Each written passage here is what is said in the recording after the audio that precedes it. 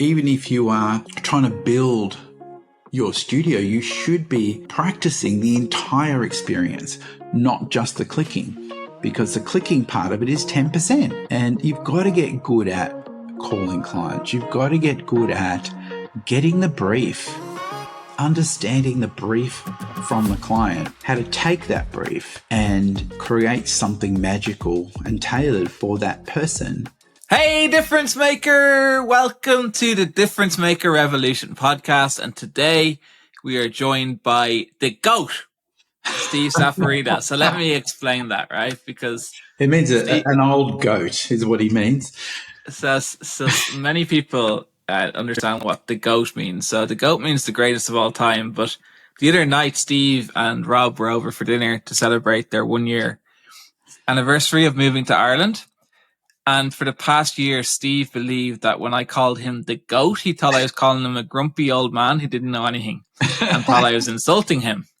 When in reality, I was calling him the greatest of all time. So you're falling back on this acronym, aren't you? Believing that that's exactly what. In context, when you were introducing me as the GOAT, it sounded more like here's the old GOAT. You're funny. So, Steve, we just finished the Sales Success Challenge. It was How super awesome was that? exciting. It was so much fun. Weeks of planning, and it was all over in 3 days. Can you believe it? I know. The one thing that never ceases to amaze me is for something like that, for 3 days, 2 hours a day for 3 days, took many weeks of planning. It's crazy. All those hours that's where the year went, to be honest, John. That's where our year went. Yeah, so I think we wanted to, because I know there was 122 people on the challenge, and there were so many amazing aha moments that they were sharing with us after each day. So talk to me. What were some of the standout aha moments that photographers who did the challenge were sharing? Well, I think my biggest aha moment was that we had so many people on that have been with us for years and have been to workshops for years, and they still got so much out of this. And it just goes to show you can't repeat things enough, because it's hard to let go of old habits. It's really difficult to unlearn things that have been programmed for so many years. And so you can't ever, I think, expose yourself enough to something like what we've just run, because, the people you think know this, remember that they used to do it, but then slip back into old habits, and it's all about growing new habits. So, repeating and growing those new habits. I think that was really my biggest BFO, or my biggest aha moment was, wow, it was eye-opening, because like you said, when we're under pressure and stress, and we slip back into autopilot and what was comfortable and default for us, don't we? Yeah, absolutely. I think one of the biggest ones too is, which I think is a really obvious one, and so we're going to share some of the golden moments or some of the golden things that people shared was, the slideshow. When we're creating a slideshow, we have to start and end with a showstopper. And in my head, it's common sense, but we had so many people comment that's amazing. I didn't think about that. So it just goes to show that, what we sometimes think is common sense can be really helpful for other people. So the showstopper for the slideshow. So what is the showstopper? Well, it's that photograph that when you understand who the client is and what they're after, absolutely nails their why.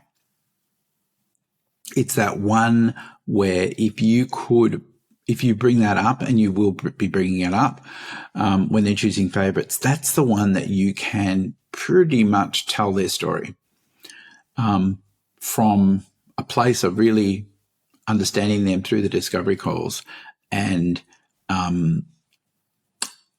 showcase the best version of that person and solve all those things that they want, they came here for in the first place. And so we want to start with that and make sure that we are ending with that. Right. It's that photo that they should be jumping out of the chair and saying, oh my God, yes, I need to have that. Right. If you're not getting that reaction, you haven't chosen the right one. And you mentioned discovery calls, and I think this is a big aha moment for me, is that, discovery calls is a term that's everywhere. It's in every single industry I've ever seen. Is it? The term discovery call I made it up. Like, it's everywhere. But here's the problem, Steve, right? The problem is that even though the term discovery call is used in almost every single industry in the world, everyone has a different definition for it. And I haven't seen anyone who has been able who defines a discovery call anything like you do. Right? You're going to put me on the spot now, aren't you? No, I'm not going to put you on the spot. But one of the aha moments for me as well, and I think someone who's on the challenge, we did a role play discovery call at the end as a bonus with you and Janine, and they said that it. All right, so it wasn't really a role play. Well, it was a real discovery. Yeah, it was. Janine really did have her daughter leaving to go to college, and I'm genuinely interested in what she's feeling about that and why that's important to her and how that should be celebrated.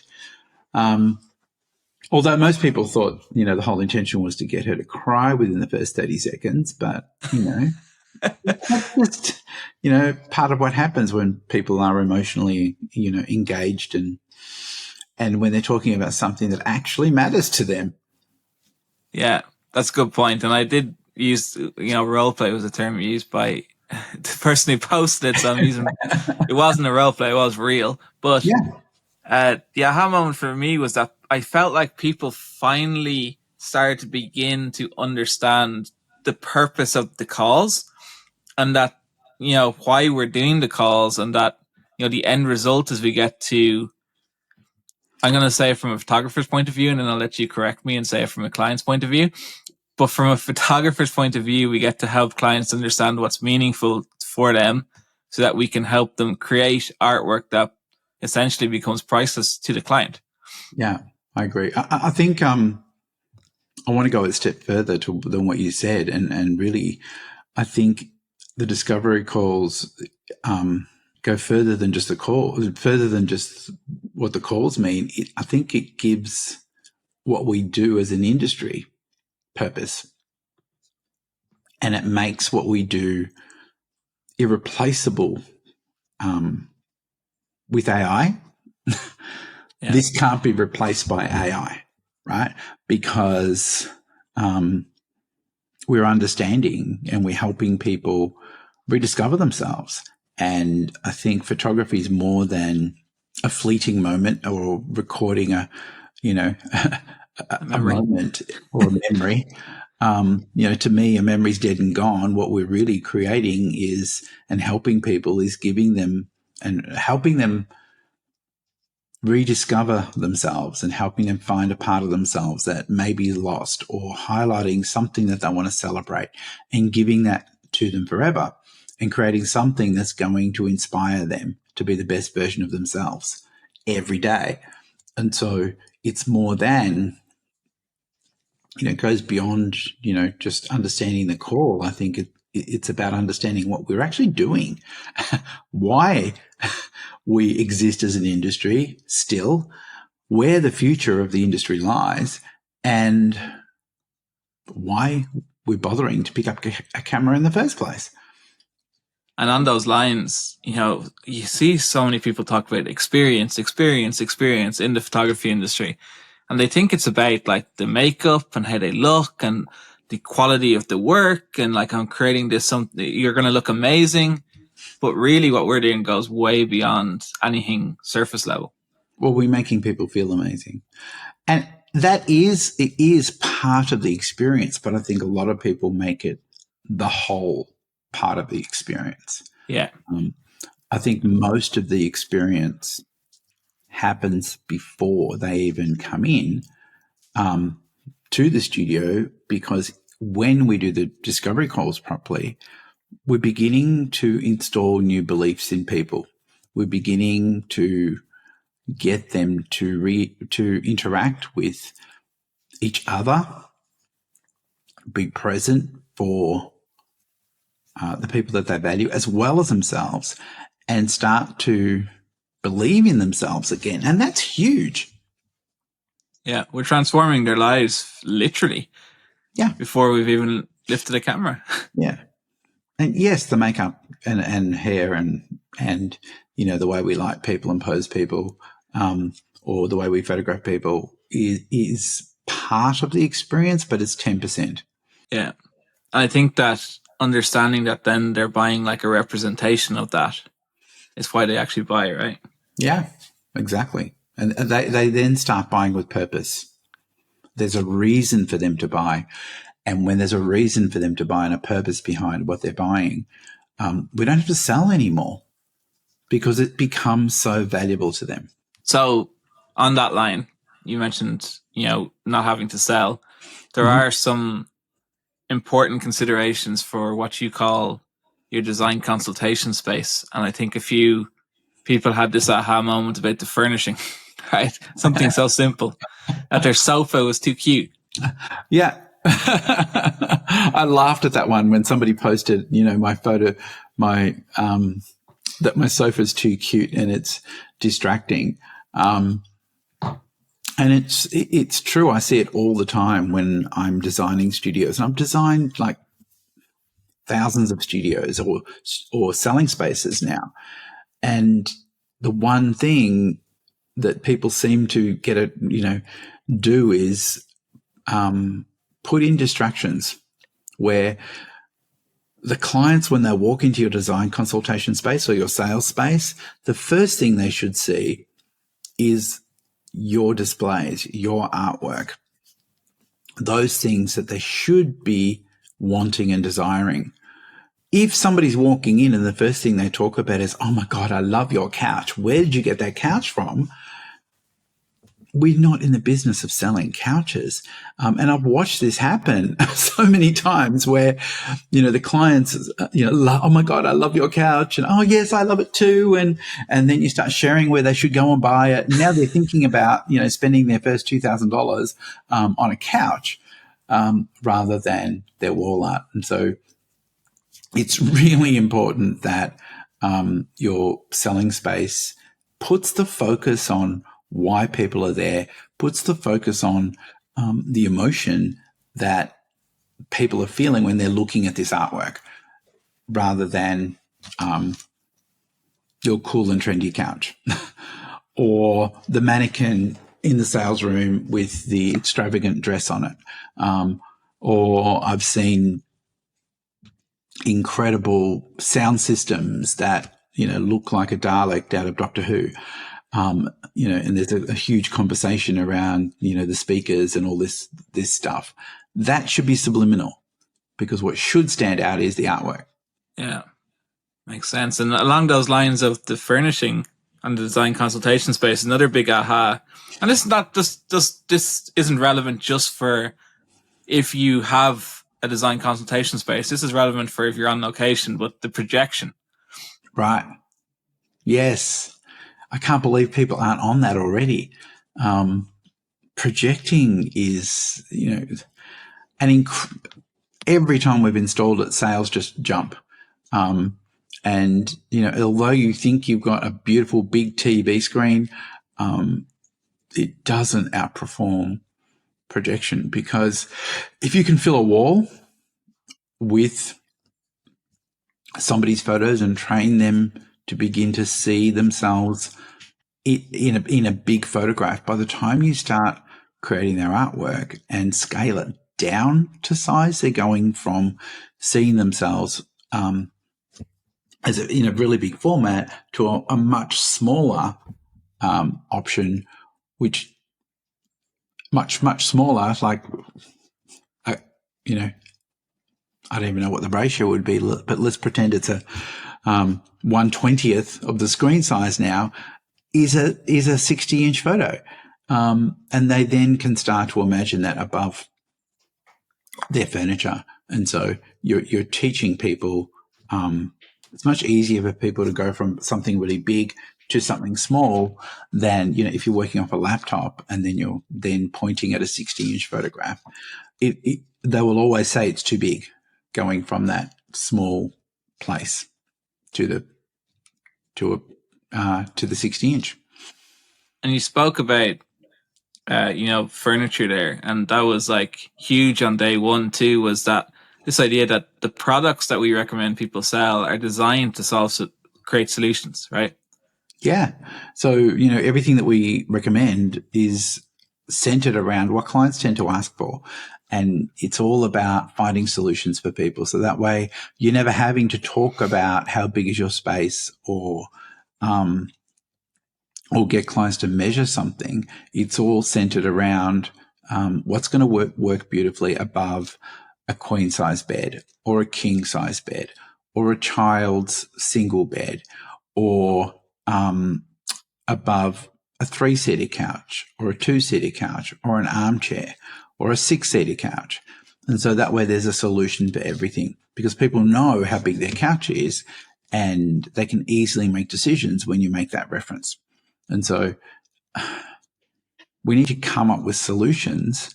And I was surprised how people were in awe of the fact that we don't show them all the options. I think they were expecting during the sale there was a point where, well, when do you show them all the options? You never show them all the options because that confuses them.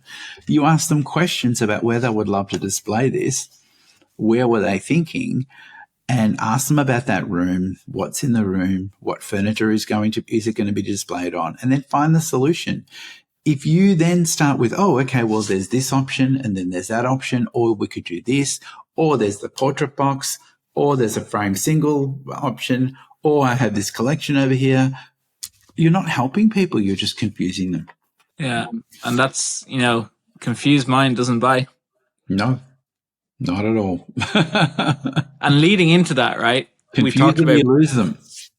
Exactly. And we talked about pricing, right? And like so many people were like, what, 5 price points? Because what amazes me, I think so many people are used to like selling packages and just throwing crap at their clients and throwing crap. No, but throwing all of these things that in the client's mind, they don't want. Like, why are you throwing all this at me? Yeah. I think it all comes from guilt, Jono. Right. I think what happens is people want to sell a certain thing or ting. They want to sell a certain thing, and then they feel as though they need a buffer or, to layer up some extra stuff to build in the value. But if we've built the value in to the purpose and truly found out what clients love and desire, then clients are buying a custom product that they actually genuinely want, rather than us making up something and throwing in all the extra stuff and making them fit into a box. We go through so much effort to find the right clients. We go so much effort to educate them, and then to create a custom experience for them and take incredible photos custom. Why would you then throw them into a standard box? Yeah. And they get, a 20 by 24 with, 10 8 by 10s in a treasure box, and they get all the files with that, and they get, 10 wallets or whatever it is. When really what they really wanted was a collection above their bed, and they'd be happier to spend on something that will suit that area rather than make do with whatever's in the package. And as part of that, the products I sell, I know that when you deliver the experience right, that clients end up loving many photos. Yeah. Right? So you have to create like a solution for once they've bought what is meaningful for them, for a location that's meaningful for them in wall art. You need a solution for all those favorites that they had to have. They go in the treasure box, Jono. You know that. They go in the treasure box, which is a portrait box. We call it a treasure box, but most people call it a portrait box or a window box. I think some people call it. I think going back to the 5 price points quickly, Jono, because I don't know whether I answered that bit. Keeping it simple. I think a lot of photographers have been taught in the past to charge by the inch. And every inch is a different price. Every molding is a different price. The thickness of the moldings are a different price. And so it just becomes a convoluted, price-focused, logical, price focused, rather than if you grouped things together. And this sort of came to me when I was in France, where I was looking, I went to France and I went to the Louvre, and I went to see the Mona Lisa, and from where I stood, the Mona Lisa looked like an 11 by 14. And I know you said to me it's a lot bigger, but from where I stood, it looked like an 11 by 14. And I'm thinking, it's an 11 by 14. How can that be priceless? How can that be that value?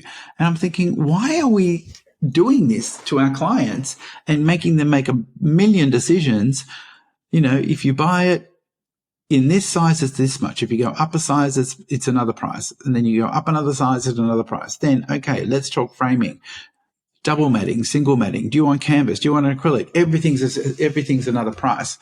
Whereas when you start grouping things, you can say to your clients, look, you can pick any size you like in any of these finishes. We've absorbed all the cost. We want you to pick what is perfect for your lounge room or bedroom, whatever it is. And it's only whatever the price is.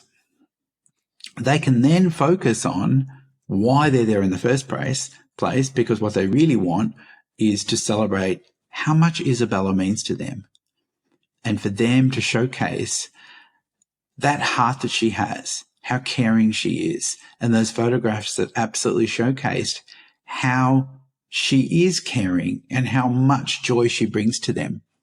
That's what they're buying. Not a canvas, not 20 inches or 40 inches. And they just want you to tell them, what's going to look great above Isabella's bed. She has a single bed. What's going to look amazing there without 200 options? And I think that was a huge game changer for a lot of people. Yeah. And it goes back to understanding what's valuable to a client, what's meaningful.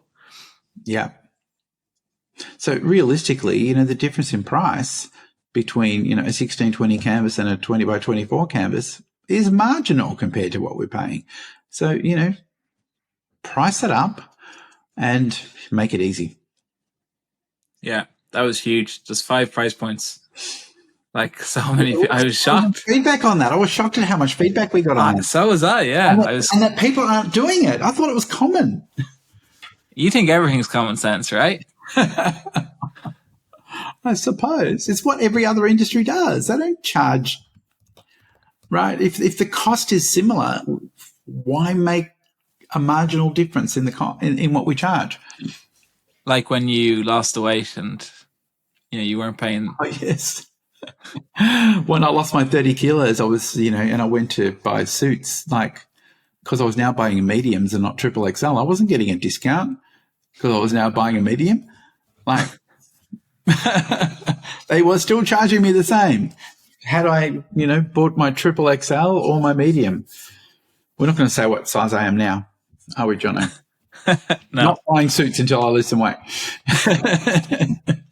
So what else? What else was a big aha moment for the 122 challengers? I think a lot of people were surprised at what they could do with a small space. And I think those people that didn't have a studio and were traveling to clients, I think they almost, they came up with, well, this won't work for me, or that they're the disadvantaged ones, but in reality, they're the ones that can become that client's interior designer.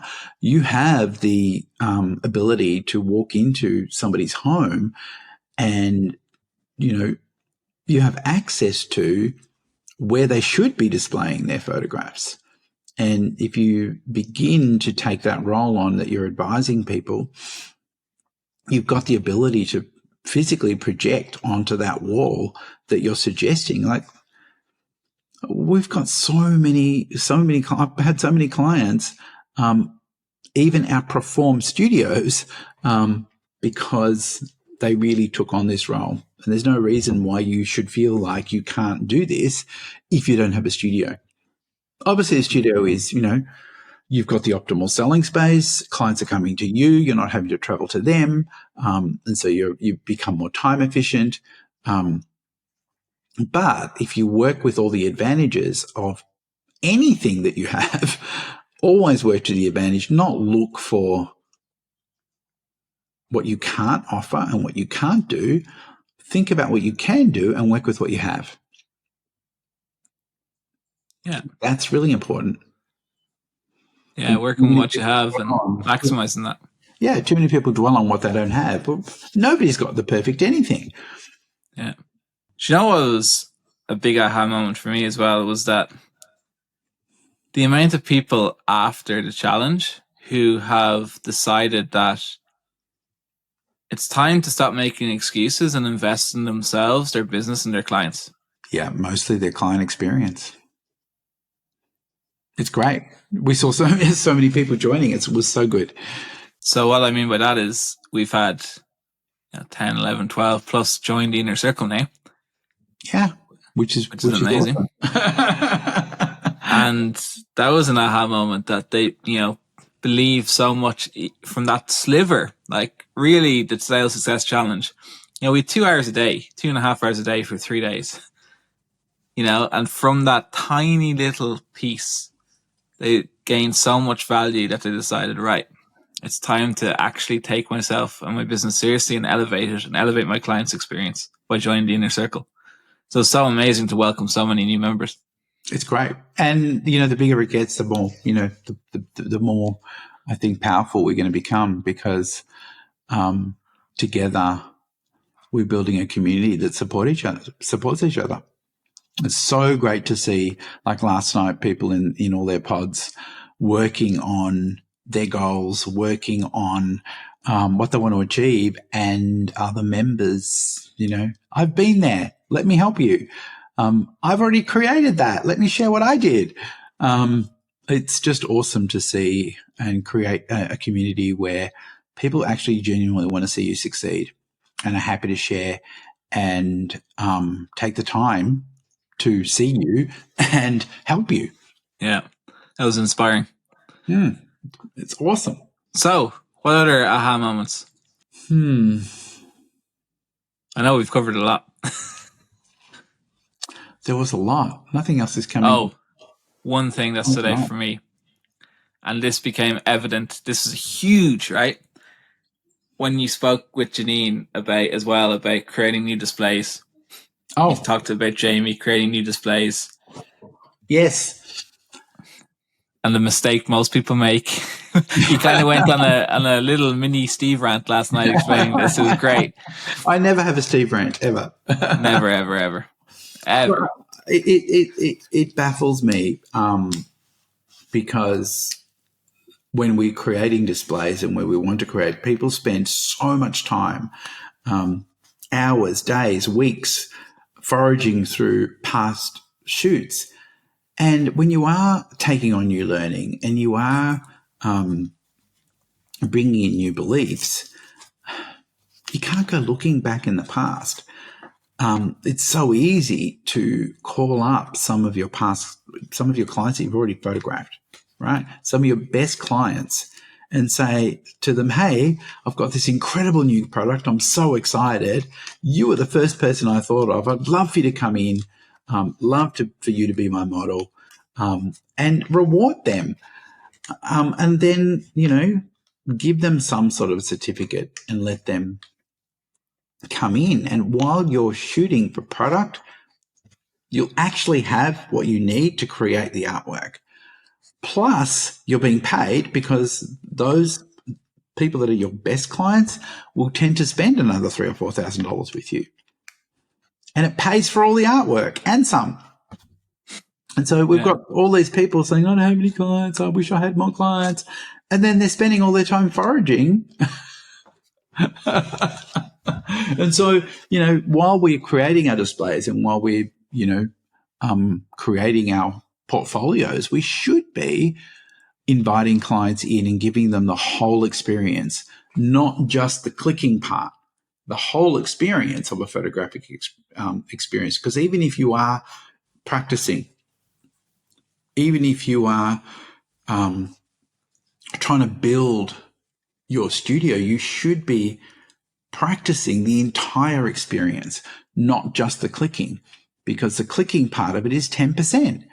And you've got to get good at calling clients. You've got to get good at getting the brief, understanding the brief from the client, and then how to take that brief and create something magical and tailored for that person, and then be able to sell it. And so, if you're wanting to create a business from this, then that portfolio building should give you the opportunity to practice everything. And then that model that you've created, if they come in and spend with you, when they walk away with not just the product that the money that they could be spending on their product, but they're walking away with the product that they've purchased willingly and the knowledge of the value, the real value that they received. And so when they go and talk to people, they know your prices. But if you're that photographer that gets people and says, oh, come in, I want you to be my model, I'll give you all the files, that person's now going out into the world believing that, what's the belief about the value? They don't know what you charge. They don't know the real value. You haven't given them the whole experience. So they can't go out and rave. Can they, Jono? No. So you've triggered something there. So if I'm starting up in the morning, right, and I've never photographed any client in my life, never delivered an experience, I would just give whoever that is an experience and allow them to spend, right? Yeah. You have to have product to sell. Okay. Right? You need to decide what you want to shoot for, right? Because part of this is deciding what you want to shoot for. And it's what we used to do whenever I did a studio takeover. Usually there wasn't much for the clients to buy. It wasn't clear when people came in what they should be spending their money on. And so the first thing we did was decide what are the products we want to create, then do a model call. And because we're doing a model call with it, we can then do a call out for any, say we wanted to, do a newborn display with a dad. Dads that love their kids must be available on a Tuesday morning. Right. Right. Because we needed to fill that Tuesday morning. We needed to get that display. We wanted to shoot for product, but we would still do the discovery calls and choose somebody with a great story. Choose somebody that would really love this experience. But we also needed to choose somebody that, even if we gave them a $500 gift certificate or $1,000 to spend with us, we knew from the calls that they would then spend, because the money to print all the displays had to come from somewhere. Right. Interesting. All right. So, Steve, it was so well received that we have decided to run Sales Success Challenge number 2 on March 24th to March 26th. Perfect. So if you missed out on this one that we just finished, or, you probably need a refresher. Steve mentioned at the start, what shocked us and surprised us was that no matter how many times they've, some clients have trained and done workshops or been in the inner circle, it's always good to have that refresher and kickstart, right? make sure you click the link below and sign up for the next Sales Success Challenge. Are we actually going to charge the value of this time, Jono? Are we going to charge at least $2,000 for this time? Oh, that's a good point. Yeah, probably shouldn't we? Like, I argued for this, and you made it a token amount of what it's really worth, of only $100. Like, I'm almost ashamed. I know, right? So if you heard that, make sure before Steve changes his mind, click the link below and get signed up today. I'm just going to get outvoted again, Jono. I know. See you soon. Thank you. Bye for now.